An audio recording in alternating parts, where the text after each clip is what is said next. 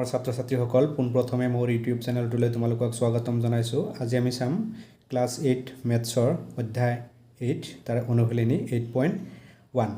এই 1 নম্বৰত আছে এটা ঘড়ী 250 টকাত কিনি 260 টকাত বিক্ৰী কৰা হ'ল। লাভ কিমান হ'ল আৰু শতকৰা লাভ কিমান হ'ল? তো অংকটো কৰাৰ আগত আমি কি কৰোঁ, কিনা দাম, বেচা দাম বা শতকৰা লাভ কেনেকৈ ওলায় তাৰ বিষয়ে আমি অকণমান জানি লওঁ। তো প্ৰথম আমি চাই লওঁ যে CP মানে হ'ল আমাৰ কষ্ট প্ৰাইচ।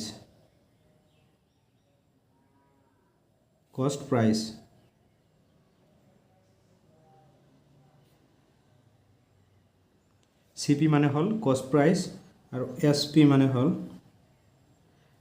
হ'ল চেলিং প্ৰাইচ।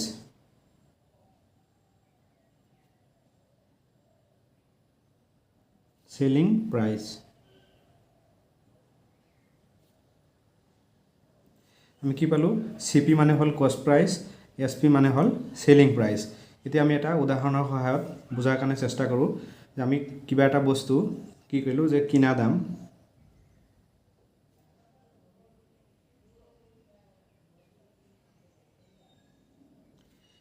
আমাৰ কিমান হ'ল যে 10 টকা ধৰিলোঁ। বস্তু এটা কি কৰিলোঁ আমি 10 টকা দি কিনিলোঁ আৰু বেচা দাম কিমান হ'ল?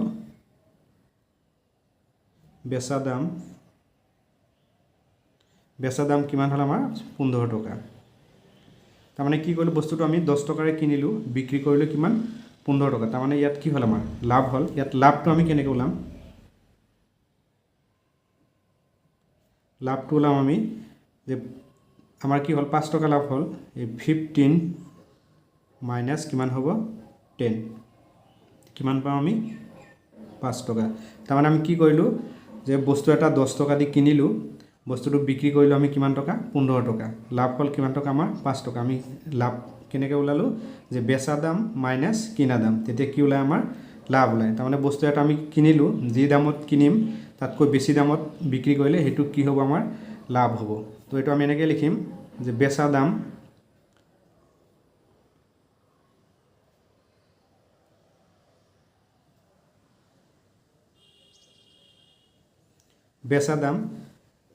মানে কি হয়? আমাৰ SP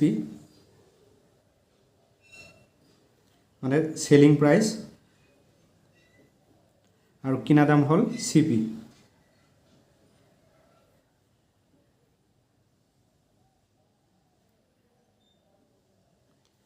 যদি আমাৰ কিনা দামতকৈ বেচা দাম বেছি হয় তেতিয়া কি হয়? বস্তুটো লাভ হয়।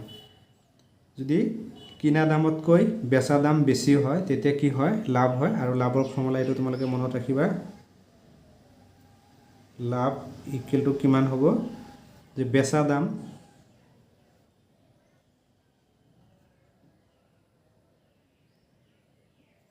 মাইনাছ কিনা দাম।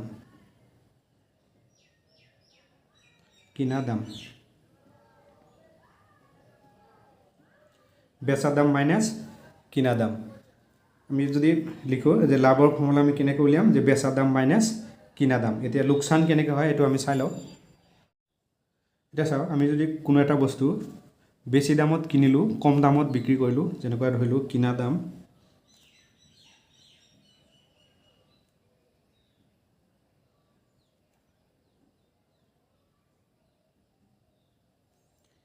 দাম ধৰিলোঁ আমি 20 টকা।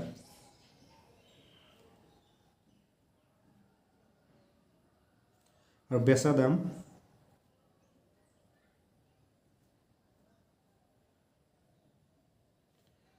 দাম হ'ল আমাৰ 10 টকা। এতিয়া কি হ'ল বস্তুটো আমাৰ? আমি 20 টকা দি কিনিলোঁ, 10 টকাত বিক্ৰী কৰিলোঁ, তেতিয়া কি হ'ল? আমাৰ লোকচান হ'ল।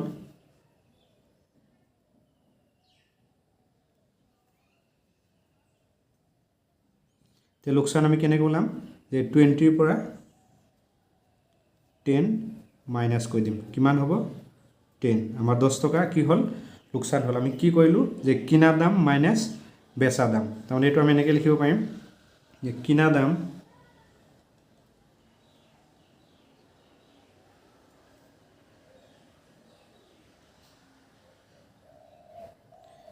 দাম বেচা দাম।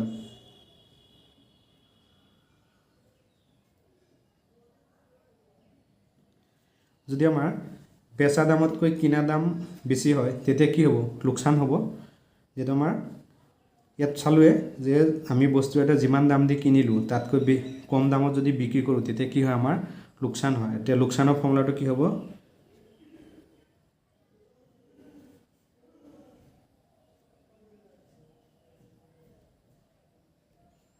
লোকচান ইকুৱেল টু কি হ'ব আমাৰ যে কিনা দাম মাইনাছ বেচা দাম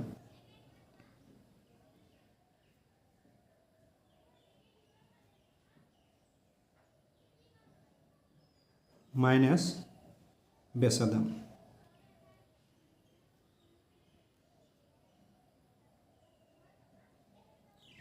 আমাৰ কিনা দামৰ ফৰ্মুলা কি পালো আমি যে বেচা দাম মাইনাছ কিনা দাম আৰু সৰি লাভৰ ফৰ্মুলা কি পালো বেচা দাম মাইনাছ কিনা দাম আৰু লোকচানৰ ফৰ্মুলা কি পালো কিনা দাম মাইনাছ বেচা দাম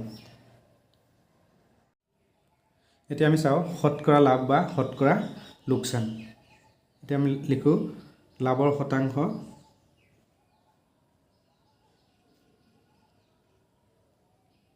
লাভৰ শতাংশ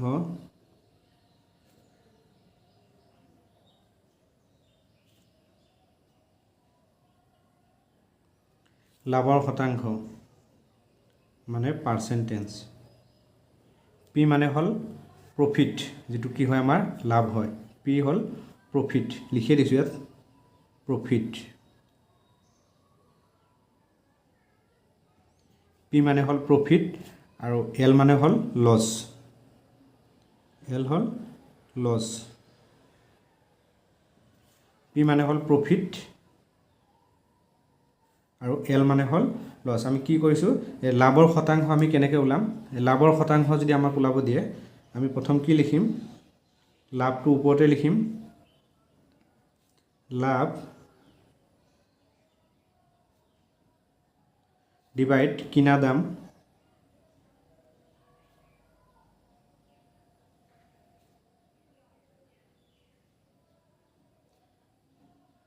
লাভ ডিভাইড কিনা দাম ইনটু কিমান হ'ব 100% যেটো আমাৰ শতকৰা লাভ ওলাব লাগে এতিয়া লাভ মানে আমি কি পাইছিলো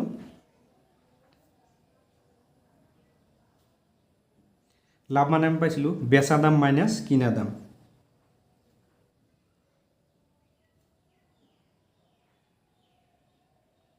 বেচা দাম মাইনাছ কিনা দাম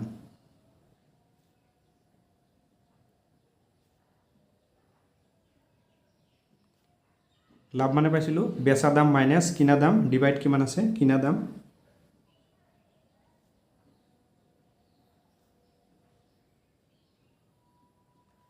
ইনটু 100% এটো আমি এনেকেও লিখিব পাৰি পৰ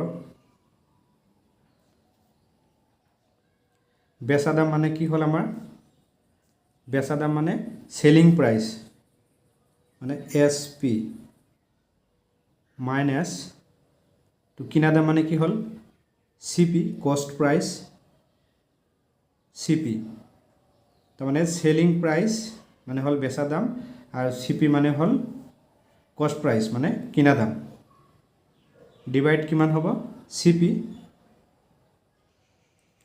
ইনটু কিমান হ'ব 100% এটো আমি এনেকেও লিখিব পাৰি যে SP minus CP divide CP into 100% নহলে তোমালোকে এনেকৈ মনত ৰাখিব পাৰিবা যে বেচা দাম মাইনাস কিনা দাম ডিভাইড কিমান হ'ব কিনা দাম তাৰ মানে আমাৰ এটো কি হল শতকৰা লাভৰ যেতিয়া আমাৰ ওলাব দিয়ে যে শতকৰা কিমান পাৰ্সেন্ট লাভ হল হেতু যদি ওলাব দিয়ে তেতিয়া আমি এনেকুৱা ধৰণৰ ফৰ্মুলা ইউজ কৰিম এতিয়া আমি চাও এটো শতকৰা লাভৰ শতাংশ শতকৰা লাভ চালো এতিয়া শতকৰা লোকসানৰ চাও এটা লিখিলো লোকসানৰ শতাংশ L% L মানে কি হল লস L মানে হল লস আগত ওপৰত লিখিয়ে দিছো এটা আমি কি কৈছে লোকসানৰ শতাংশ নিৰ্ণয় কৰিব লাগে তো আমি কি কৰিম আগত লাভৰ শতাংশ লিখিব দিছিল আমি ওপৰত কি লিখিছিল লাভ লিখিছিল এতিয়া লোকসানৰ শতাংশ উলিয়াব দিছে এতিয়া আমি কি কৰিম ওপৰত লোকসান বুলি লিখিলম লোকসান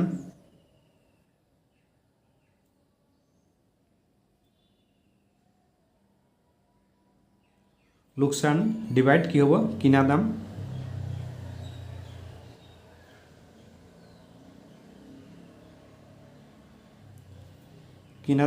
ইনটু কি হ'ব 100% ইনটু কি হ'ব 100%। এতিয়া লোকচান মানে কি আছিল আমাৰ কিনা দাম মাইনাছ বেচা দাম,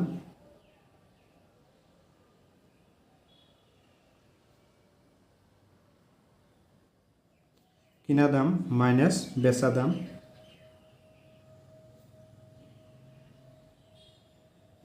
কিনা দাম মাইনাছ বেচা দাম ডিভাইড কিমান হ'ব কিনা দাম।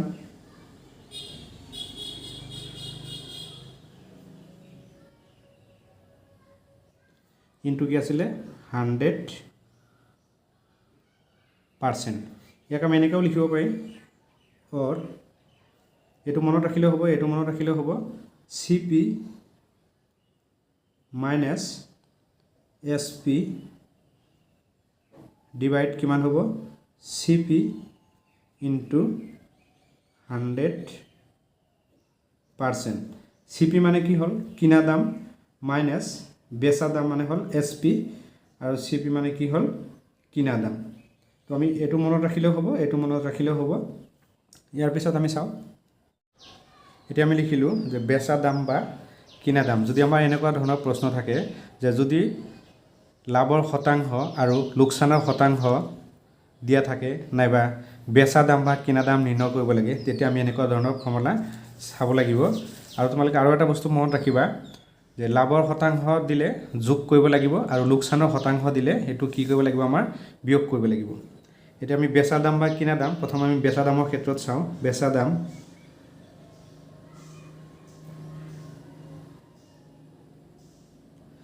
বেচা দাম ইকুৱেল টু কিমান হ'ব এনেকৈ লিখিবা তোমালোকে, তলত এটা 100 লিখিবা, ওপৰতো 100। যেহেতু আমাৰ বেচা দাম লাভৰ শতাংশ হ'লে প্লাছ হ'ব আৰু লোকচানৰ শতাংশ হ'লে মাইনাছ হ'ব। মই আগতে কৈ লৈছোঁ, এতিয়া প্লাছ কি লিখিম লাভৰ শতাংশ, লাভৰ শতাংশ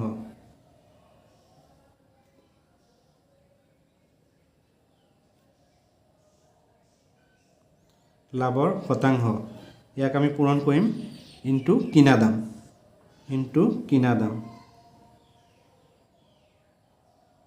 কিনা দাম। এতিয়া আমাৰ বেচা দামত যদি লাভৰ শতাংশ থাকে তেতিয়া কি হ'ব প্লাছ হ'ব যে 100 বাই এইটো কি লিখোঁ তলতো 100 ওপৰত 100 প্লাছ লাভৰ শতাংশ ইনটু কিনা দামেৰে আমি কি কৰিলোঁ পূৰণ কৰিলোঁ। এইটো চাবা যে বেচা দাম থাকিলে কিনা দামেৰে পূৰণ কৰিব লাগে আৰু কিনা দাম থাকিলে বেচা দামেৰে পূৰণ কৰিব লাগে। এইটো আমি লাভৰ শতাংশ চালোঁ। এতিয়া লোকচানৰ শতাংশ চাওঁ। তাৰপৰা এই ফৰ্মুলাটো আমি এনেকৈও লিখিব পাৰিম, বেচা দাম মানে কি হয় আমাৰ চেলিং প্ৰাইচ মানে SP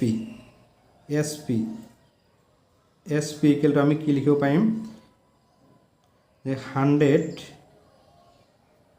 প্লাছ লাভৰ শতাংশ মানে কি হয় আমাৰ প্ৰফিট। লাভ মানে কি আছিলে আমাৰ প্ৰফিট ডিভাইড কিমান হ'ব 100 কিন্তু আমি পূৰণ কিহেদি কৰিম কিনা দাম। কিনা দাম মানে কি আছিলে কষ্ট প্ৰাইচ মানে CP দি পূৰণ কৰি দিম। তোমালোকে এইটোও মনত ৰাখিব পাৰা নাইবা এইটোও মনত ৰাখিব পাৰা, দুটাৰ যিকোনো এটা মনত ৰাখিলেই হ'ল। তাৰপিছত আমি এতিয়া বেচা দামৰ এইটো লাভৰ চালোঁ, বেচা দামৰ লোকচানত চাওঁ। এতিয়া বেচা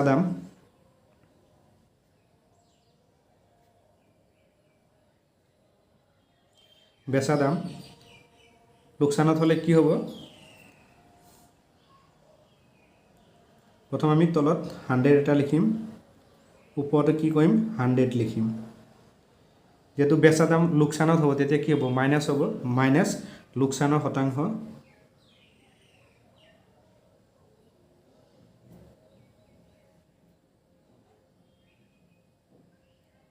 লোকচানৰ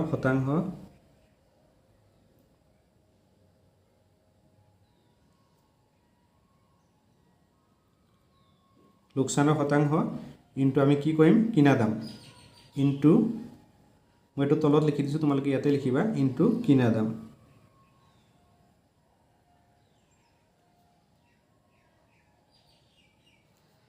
এইটো কি লিখিলোঁ আমি যে 100 ওপৰতে কি লিখিলে 100 মাইনাছ লোকচানৰ শতাংশ ইনটু কিনা দাম এইটো আমি এনেকৈও লিখিব পাৰি বেচা দাম মানে কি হ'ল আমাৰ SP মানে সেলিং প্ৰাইস এইটো এনেকৈ লিখিব পাৰি SP ইকুৱেলছ টু কিমান হ'ব এবাৰ 100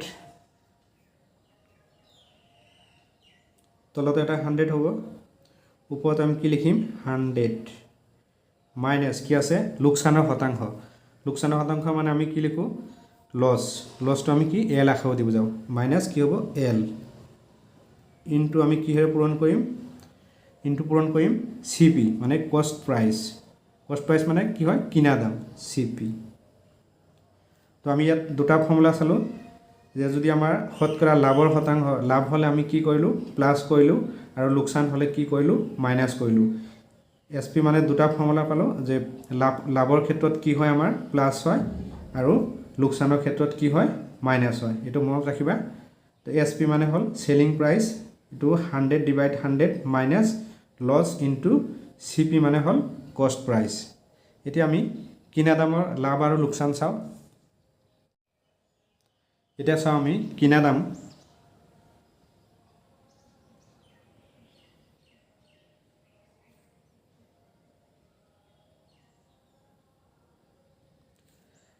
দাম এটো একে আগৰ নিচিনা এটো কি হ'ব উলটা হ'ব আগৰটো কি আছিল আমাৰ 100 টো তলত আছিল এবাৰ 100 টো কি হ'ব 100 ওপৰত গুচি যাব তো লাভৰ ক্ষেত্ৰত হলে আমাৰ কি হ'ব প্লাস হ'ব তানে এবাৰ কি লিখিম আমি 100 ডিভাইড কি লিখিম 100 প্লাস লাভৰ শতাংশ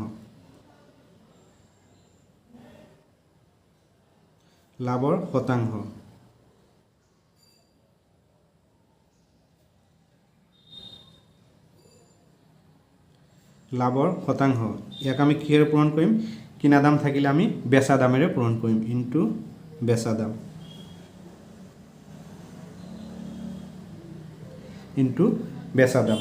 और ইয়াক আমি এনেকৈ লিখিব পাৰি কিনা দাম মানে কি হল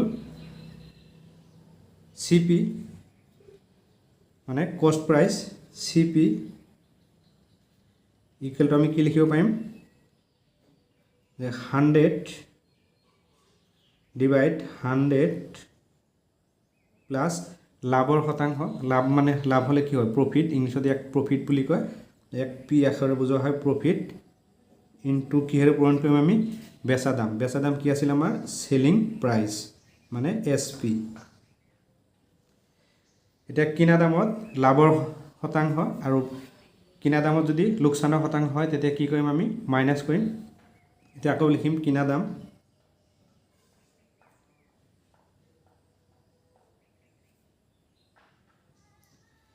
দাম যদি আমাৰ লোকচান হয় তেতিয়া কি লিখিম আমি এই আগৰ নিচিনা একেই হ'ব 100 টো আমি এবাৰ ওপৰত লিখিম 100 ডিভাইড কি হ'ব 100 মাইনাস কি হ'ব লোকচানৰ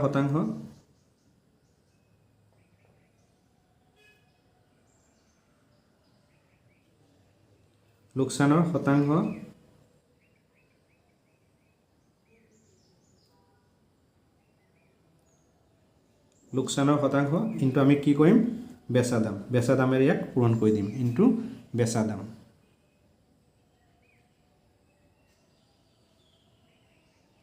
ইনটু কিহেৰে পূৰণ কৰিলো বেচা দামে দি এতিয়া ইয়াক আমি আৰু এটা লিখিব পাৰি CP কিন্তু কিমান লিখিব পাৰিম 100 ডিভাইড 100 মাইনাস কিমান আছিলে লোকচানৰ শতাংশ লোকচানটো আমি কি বুলি কয় ইংলিছত লছ বুলি কয় ইয়াক L আখৰে বুজোৱা হয় L ইনটু আমি কি কৰিম বেচা দাম মানে সেলিং প্ৰাইস SP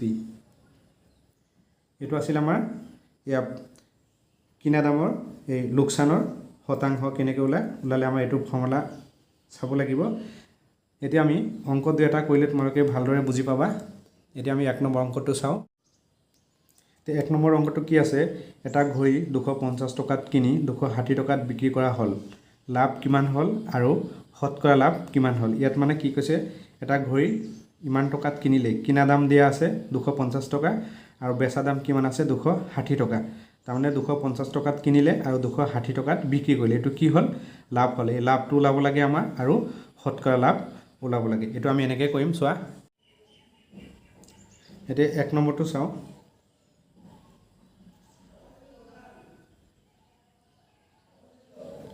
এক নম্বৰটো কি আছে আমাৰ দিয়া আছে বুলি লিখিব লাগিব।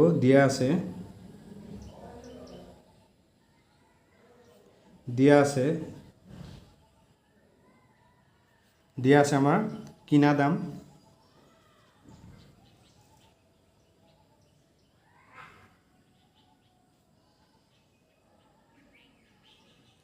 কিনা দামটো কি বুজায় আমাৰ CP কষ্ট প্ৰাইচ। কিনা দাম কিমান দিয়া আছে 250 টকা 250 250 টকা কিনা দাম আৰু বেচা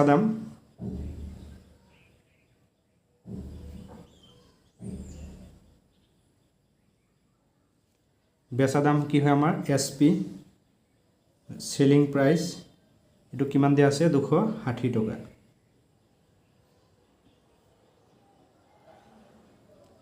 আমাৰ কিনা দাম আৰু বেচা দাম দিয়া আছে। তাৰমানে ইয়াত যদি আমি চাওঁ যে বস্তুটো কিনিলে কিমান 250 টকা দি আৰু বিক্ৰী কৰিলে কিমান 260 টকা। ইয়াত মানে কি হ'ল লাভ হ'ল। যিহেতু আমাৰ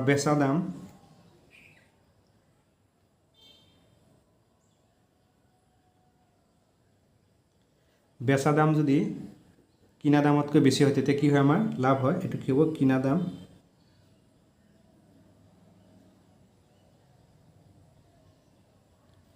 আমাৰ কিনা দামতকৈ বেচা দাম কি হৈছে বেছি হৈছে, তাৰমানে এইটো কি হ'ব লাভ হ'ব।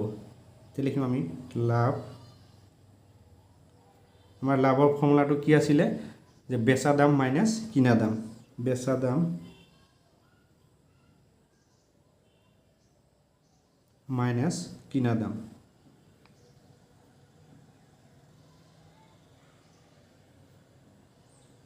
বেচা দাম মাইনাছ কিনা দাম। আমাৰ বেচা দাম কিমান দিয়া আছে বেচা দাম দিয়া আছে 260 মাইনাছ কিনা দাম কিমান দিয়া আছে 250 টকা। এতিয়া 260 পৰা 250 মাইনাছ কৰিলে কিমান পাম আমি 10 পাম। এতিয়া আমাৰ কি কৰিব লাগে ইয়াৰ শতকৰা লাভ নিৰ্ণয় কৰিব লাগে। শতকৰা লাভৰ ফৰ্মুলা কি আছিল আমাৰ এতেকে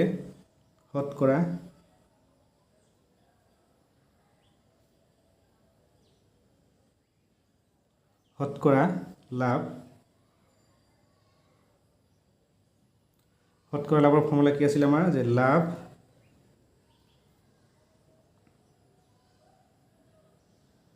লাভ ডিভাইড কিনা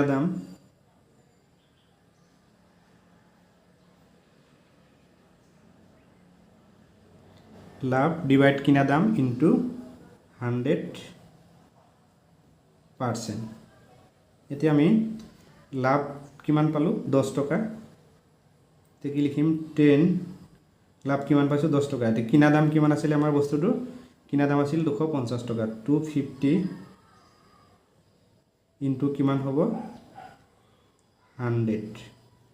এতিয়া আমি কটাকটি কৰি দিব পাৰিম। এটা কটাকটি কৰিলে যদি আমি এই 0 এইটো 0 আৰু এইটো 0 কাটি দিওঁ তেতিয়া কি হ'ব এই 25 100ত কিমান যাব 4 বাৰ যাব। ইয়াত পাৰ্চেণ্টেজ দিব লাগিব। আমি কিমান পালোঁ 4%। আমাৰ শতকৰা লাভ ওলাব দিছিলে আমি কিমান পালোঁ 4%। এইটো আছিল অনুশীলনী 8.1ৰ 1 নম্বৰ এনচাৰ। এতিয়া আমি 2 নম্বৰটো চাওঁ। এতিয়া 2 নম্বৰটো কি আছে এটা কলম 60 টকাত কিনি কিমান টকাত বেচিলে 15% লাভ হ'ব। তাৰমানে কলমটো কি কৰিলে 60 টকা দি কিনিলে আৰু কিমান টকাত বিক্ৰী কৰিলে কি হ'ব 15% লাভ হ'ব। ইয়াত মানে আমাৰ কি কৰিব লাগে বেচা দাম নিৰ্ণয় কৰিব লাগে। এতিয়া লিখিম আমি দিয়া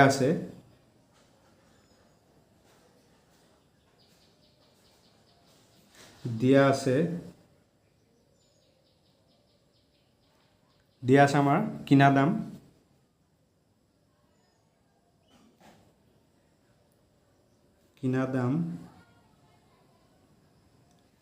কিনা দামটো আমি কি বুলি চাওঁ CP। কিনা দাম কিমান দিয়া আছে 60 টকা। 60 টকা আৰু বেচা দাম কিমান দিয়া আছে বেচা দাম দিয়া নাই বেচা দাম আমাৰ নিৰ্ণয় কৰিব লাগে আৰু কি দিয়া আছে লাভৰ শতাংশ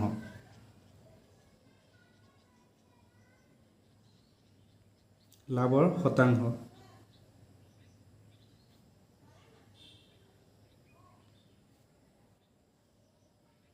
লাভৰ শতাংশ মানে কি হয় আমাৰ প্ৰফিট তাৰমানে ইয়াক কি আখৰ দি বুজায় পি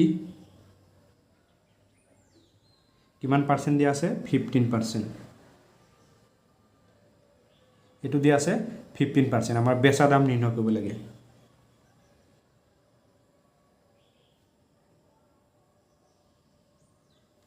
বেচা দাম ইকুৱেল টু হোৱাট আমাৰ বেচা দাম নিৰ্ণয় কৰিব লাগে আমাৰ বেচা দামৰ ফৰ্মুলা কি আছিলে এতেকে বেচা দাম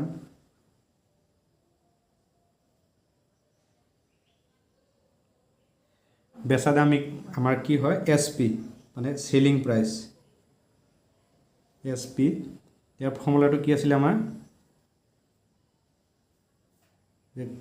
100 প্লাস পি ডিভাইড কিমান আছিলে 100 ইনটু কিহেৰে পূৰণ কৰিছিল আমি ইনটু সিপি মানে কষ্ট প্ৰাইস সিপি ইয়াত এটো ফৰ্মুলা কি হকানে প্লাস কি হকানে কইলো যেহেতু ইয়াত লাভৰ শতাংশ দিয়া আছে আৰু লোকসানৰ শতাংশ দিয়া থাকিলে আমি মাইনাস কৰো এটা লাভৰ শতাংশ দিয়াৰ কাৰণে আমি এটো প্লাস কৰিলো প্লাস পি বুলি লিখিলো এটা আমি মান কেটা বহাই দিও তে কিমান হ'ব 100 প্লাস পার্সেন্টেজটো কিমান দিয়া আছে 15 ডিভাইড কিমান হ'ব 100 ইনটু সিপি মান কিমান দিয়া আছে 60 এটা 100 প্লাস 15 কৰিলে কিমান হ'ব 115 হ'ব 115 হ'ব ডিভাইড কিমান আছে 100 ইনটু কিমান আছে 60 এটা আমি কটাকটি কৈ দিব পাৰি a0 কাটি দিলো এটা আমি 2 ৰে কাটিব পাৰিম 2 5 যা কিমান হ'ব 10 আৰু 2 3 যা কিমান হ'ব 6 আকৌ 5 আমি 115 ক কটাকটি কৰিব পাৰিম 5 যাব কিমান 2 থাকিব কিমান 1 15 ত 5 যাব কিমান 3 এটা 5 দি আকৌ আমি এটো কাটিলো তে কিমান থাকিলে 23 ইনটু 3 23 ইনটু 3 পূৰণ কৰিলে আমি কিমান পাম 23 ইনটু 3 পূৰণ কৰিলে আমি পাম 9 আৰু কিমান হ'ব 6 কিমান পালো 69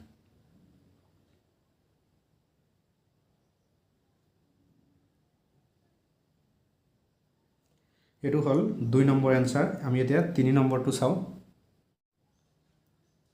তে 3 নম্বৰটো চাও কি কৈছে ৰমেনে মোবাইল এটা 13500 টকাত বেচিলে তাৰ বেচুতে 20% লোকসান হল মোবাইলটো কিমান দামত কিনিছিল তাৰ মানে কি কৈছে এবাৰ ৰমেনে ইমান টকাত মোবাইল কি কৰিলে বেচিলে তাৰ বেচুতে কি হৈছে এবাৰ লোকসান হৈছে এতিয়া মোবাইলটো কিমান দামত কিনিছিলে এটা তাৰ মানে কি হল এবাৰ তাৰ লোকসান হল ইয়াত মানে বেচা দাম দিয়া আছে আৰু কি দিয়া আছে লোকসানৰ শতাংশ কিমান দিয়া আছে 20% আমাৰ নিৰ্ণয় কৰিব লাগে কিনা দাম তে 3 নম্বৰ आंसर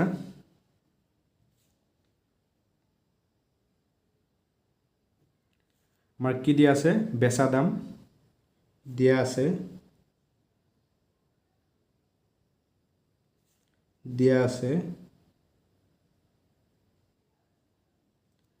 বেচা দাম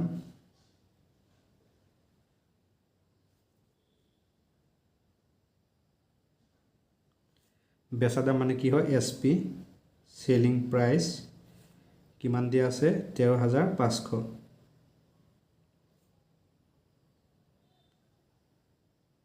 500 টকা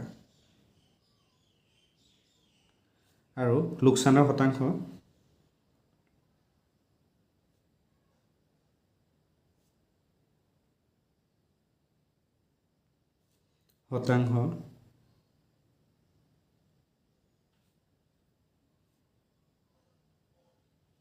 লোকচানৰ শতাংশ এইটো আমি কি লিখিম এল মানে লছ কিমান দিয়া আছে 20%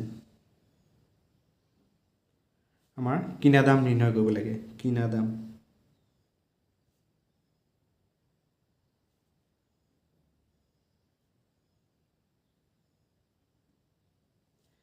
দামটো কি আছিল আমাৰ CP কষ্ট প্ৰাইচ এইটো আমাৰ নিৰ্ণয় কৰিব লাগে তো কিনা দামৰ ফৰ্মুলাটো আমাৰ কি আছিলে এইটো আমি লিখিব পাৰিম কিনা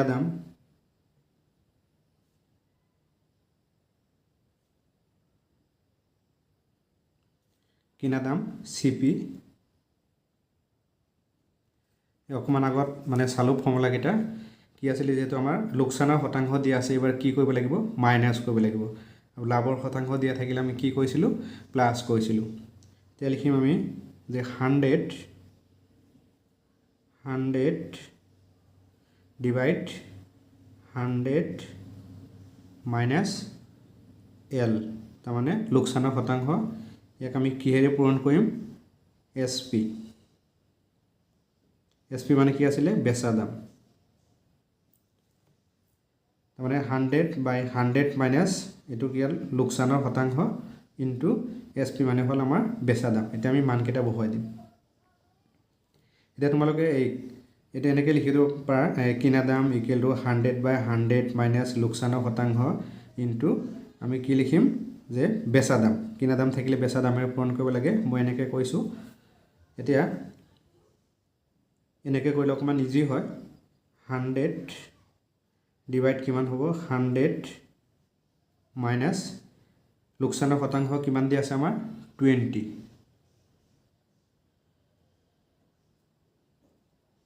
ইনটু আমি কিহেৰে পূৰণ কৰিছিলো SP মানে বেচা দাম কিমান টকা বেচিছিলে 13500 এতিয়া